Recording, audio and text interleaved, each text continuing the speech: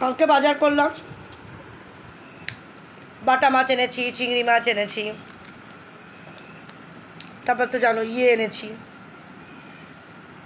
এঁচড় এনেছি। ভেবেছিলাম আজকে ভাত করবো, কিন্তু মেয়ে ভাত খাবে না। আমার একার জন্য তো আর ভাত করবো না বলো। মেয়ে খেলে তাহলে কি রান্নাটা করতে আমার সুবিধা হয়। মেয়ে রাতে ভাত খাবে না, কারণ ও তো এসে তো আর ভাত খায় না, এসে তো যা দেওয়ার ফল দিই, যদি ওটসের রুটি বানিয়ে থাকি তাহলে সেটা দিই। আমার দাঁতটা হলুদ লাগছে, আবার ভেবো না দাঁতটা হলুদ কিসের জন্য, দাঁত মাজিনি নাকি। এটা হলো ওই যে কাঁচা হলুদ খেয়েছি, এই সবে খেয়েছি তো তাই জন্যে। তো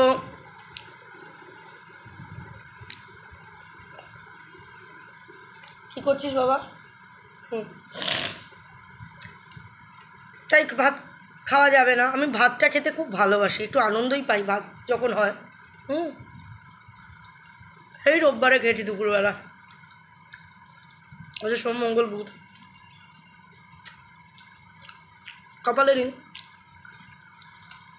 কষ্ট করে বাজার করে আনলাম, কপালে দিন। যাই হোক, দুপুরে আমি চিন্তা করে রেখেছি, আলু কুচিয়ে রেখেছি, তোমার করবো,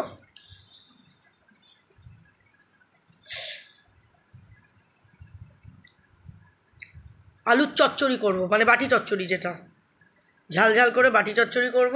আর তোমার ডিম সেদ্ধ দেবো একটা, আমার খাওয়া হয়ে যাবে। আর ওটসের রুটি বানাবো। রাতেরটা রাতে দেখা যাবে, কারণ এই এঁচড় টেচড় না রুটি দিয়ে না, আমার ভাত দিয়েই ভালো লাগে, তাই না? তারপরে আজকে মেয়ে স্কুলের ওখান থেকে ডাইরেক্ট ওর একটা কাজ আছে সেক্টর 5-এ, সেখানে যাবে। আস্তে আস্তে অনেকটা দেরি হয়ে যাবে, কাজে ফলও খেতে পারবে না। এমনিতে একটা অ্যাপেল দিয়েই দিয়েছি। তো ছোটোবেলাকার কথা বলবো একটু আবার। একটা কথা তো বলিনি, জানো তো, এই যে চম্পা যে আমার বন্ধু, ওদের তো ওর বাবার তো মিষ্টির দোকান। তা প্রায় দিন সকালে চম্পা যেত কারখানায়, কারখানায় মানে ওদের ওই দোকানের যে কারখানা যেখানে মিষ্টি তৈরি হয়, ওখানে যেত তোমার করতে, ভোরবেলায় যেত, দুধ আনতে যেত। আর আমি না ওই লোভে বসে থাকতাম, মানে লোভ কেন সেটা বলছি। চম্পাদের বাড়ি হলো আমাদের বাড়ি, মানে আমরা যে বাড়িতে ভাড়া থাকতাম দুটো বাড়ির পরে। আর আমাদের বাড়িটা খুব সুন্দর জায়গায়, মানে বারান্দা আছে, মানে ওপেন বারান্দা, জাস্ট এইটুকুনি রেলিং, মানে এই অবধি রেলিং, এরকম করে তুমি হেলান দিয়ে এরমভাবে দাঁড়িয়ে থাকতে পারবে। আর পুরো ওখান দিয়ে চালু রাস্তা, কুমোরপাড়ার রাস্তার কথাটা বলছি, দারুণ জায়গা। আর চম্পা ওখান থেকে বেরোলেই, ওর ঘর থেকে বেরোলেই দেখা যায় চম্পা একা যেত না, চম্পা আমাকে নিয়ে যেত, টুনিকে নিয়ে যেতে পারতো না, করে টুনিদের বাড়িটা একটু আড়ালের দিকে, আর আমার বাড়ি, আমি যেখানে থাকতাম আর চম্পা যেখানে, একদম রাস্তার উপরে বাড়ি। তো প্রায় দিনই চম্পা দুধ আনতে ওই কারখানায় যেত, মিষ্টির দোকানের পাশে যে কারখানা যেখানে ওদের মিষ্টি তৈরি হয়। আর আমাকে বলতো বনু যাবি, চিৎকার করে।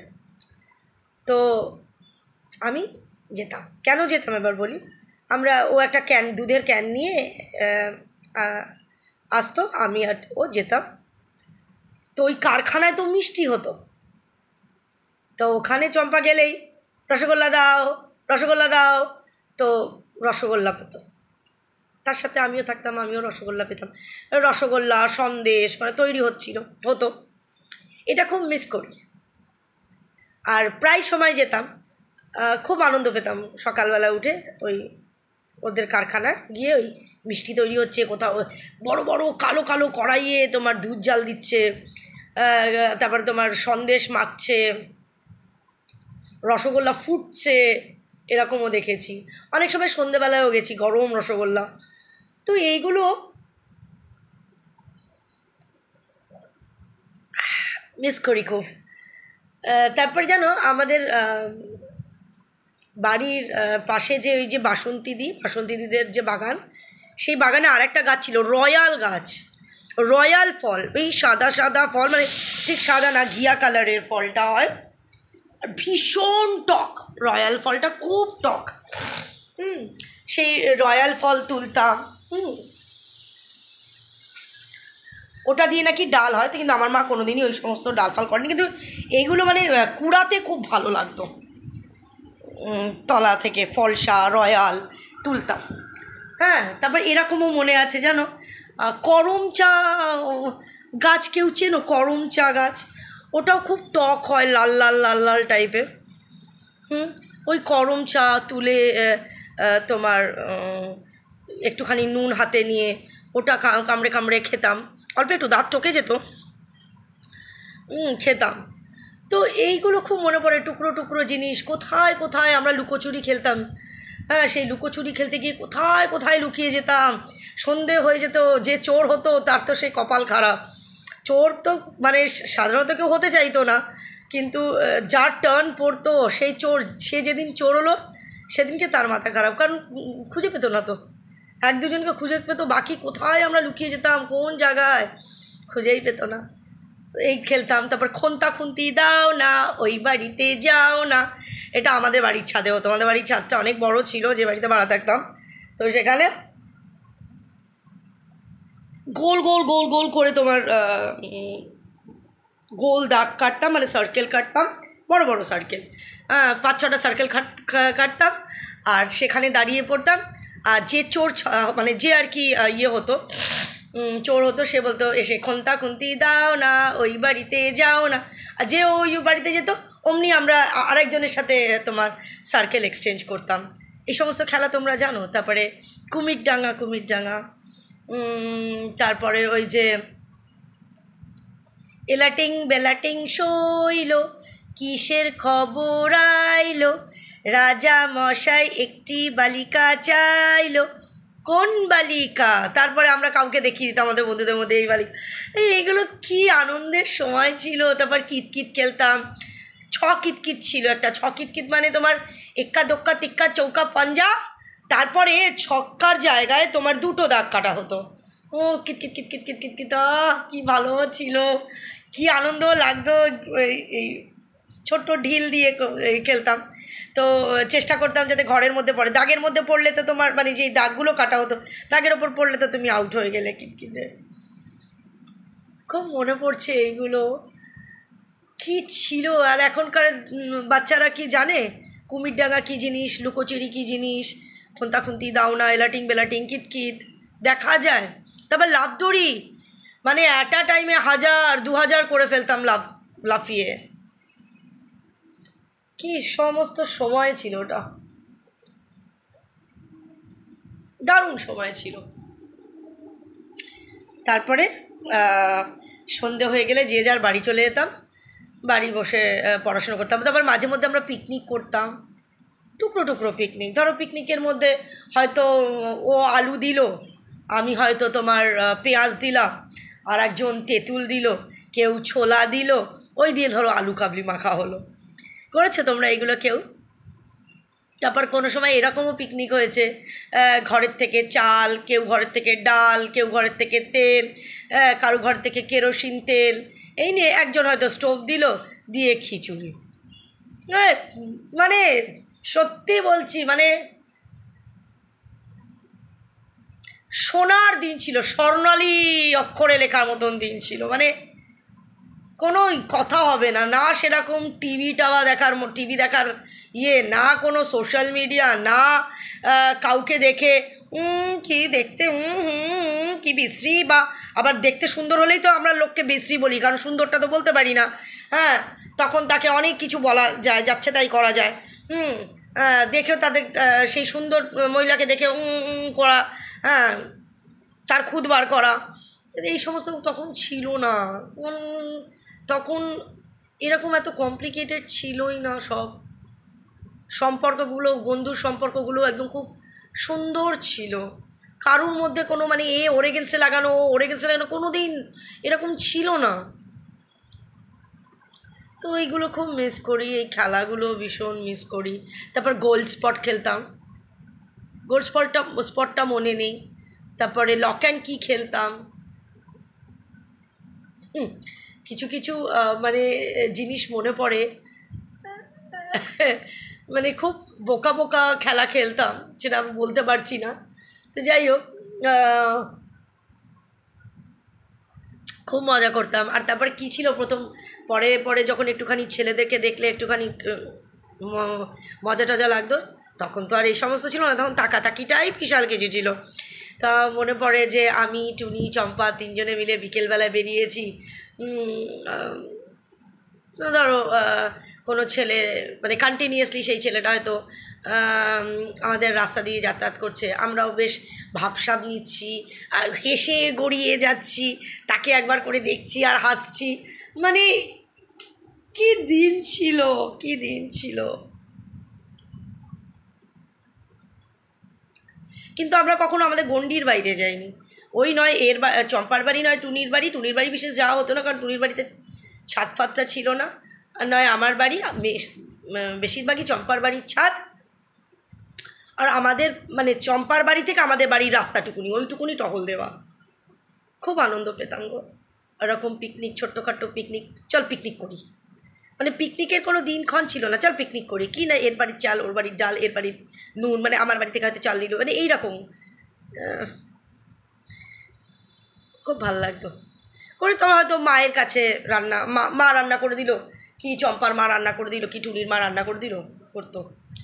আর খুব মিস করি টুনিরা একটুখানি, মানে আমরাও গরিব ছিলাম কিন্তু টুনিরা অতিরিক্ত বেশি ছিল। এখন টুনিদের বিশাল অবস্থা। টুনির মা না খুব আলুর তরকারি বানাতো, আলুর তরকারি আর ভাত ওরা খেত। আমি চম্পা ভীষণ ভালো খেতাম, স্পেশালি আমি তো খুব ভালো খেতাম আলুর তরকারি আর ভাত। আর টুনির মার একটা ছিল, কোনো সময় কিন্তু মুখে না ছিল না, অল টাইম মুখে হাসি। আমরা হয়তো এসছি, টুনি স্কুল থেকে এসছে, বিকেল 4টের সময় টুনিদের স্কুল ছুটি হতো, বৈদ্যনাথে পড়তো। তো চম্পাও তাই বৈদ্যনাথে পড়তো, এরকম মনে আছে যে বিকেলবেলায় গেছি, টুনি খাচ্ছে, স্কুল থেকে এসে খাচ্ছে। টুনির মা পিড়িতে বসে টুনি ভাত খাচ্ছে, সেই কলাইয়ের থালাগুলো হয় না, সাদা সাদা থালা, তাতে ভাত খাচ্ছে। টুনির মা আমাকে বললো, বনু খাবি? তাই আমি বললাম, হ্যাঁ কাকিমা, দিত। মাংস দিয়ে এসছি, ঝোল উতলে পড়েছে রে ভগবান, পুরো গ্যাসটাই বন্ধ হয়ে গেছে তোমাদের সাথে গল্প করতে করতে। আমি বুঝতে পারিনি যে পুরো ইয়ে গেছে গিয়ে। আসলে অনেকটা জল দিয়েছি প্রেশার কুকারে। এবার প্রেশার কুকারে অনেকটা জল দিলে কি হচ্ছে, উতলে গেছে, উতলে উঠেছে, আমি খেয়াল করিনি, আমি সিমে করে দিয়েছি, তারপরে উতলে উঠলো কেন কে জানে। মামাই তো অনেকগুলো অসুবিধা করে ফেলেছে জানো না, অনেক ঝামেলা করে ফেলেছে। কি করে আমি করব বলো? ওপরে আমার 5 জন রয়েছে, নিচে 3 জন, নিচে 3 জন, লাল্লান, ছু আর ভুতু, নিচে 3 জন। আর আমাদের ওপরে কুকু, জুজু, লোলো, লই আর আমাদের পিকলা তিকলা। তো 8 জনের খাবারের সংস্থান কি করে করে তোমরা বলতে পারো?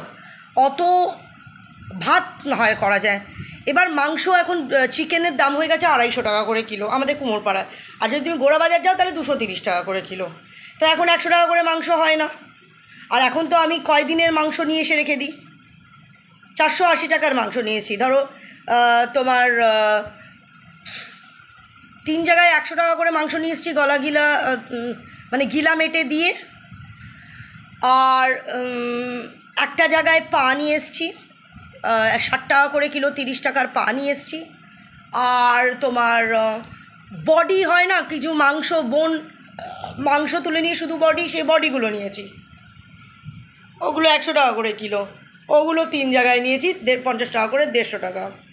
তাতেও আমার 3 দিনও চলে না ভালোভাবে, কারণ আমার মেয়ে 8 জনকে খেতে দেবে। এবার বলে বেশি করে ঝোল করবে। আচ্ছা বেশি করে ঝোল করলে ঝোলটার গন্ধও একটা আছে, তার সাথে মাংস ইয়ে করে এদেরকে তো বেশি দিই, 5 জনকে, এই আমার ঘরের 5 জনকে বেশি দিই। নিচের যে 3 জন তাদেরকে হয়তো 2 টুকরো মাংস দিয়ে ওই ঝোল দিয়ে সেই টেস্ট করে দেবে। আচ্ছা, তো কালকে আমার ঝোলটা কম হয়ে গেছে, তাই জন্যে রাগারাগি করতে রইলো, তুমি ঝোলও করতে চাও না, ঝোলেও কঞ্জুসি করো। আচ্ছা বোঝো। তারপরে কাকদের 20 কিলো, কাক তো সব খায়, কিন্তু এমন অভ্যাস করেছে এই আমাদের বুড়ো ক্রোফ্রো কিছু তো মাংস ছাড়া কিছু খাবে না, তারা খায় হলো মেটে আর গিলা। তো বোঝো কত মাংস আমি কোলাবো। ওই জন্য আজকে উপচে পড়া জল দিয়েছি আর ওদিকে তোমার পড়ে গেছে। তো যাই হোক, কী বলছিলাম যেন, হ্যাঁ আর কিছু বলার নেই, এইগুলো খুব মনে পড়ছে।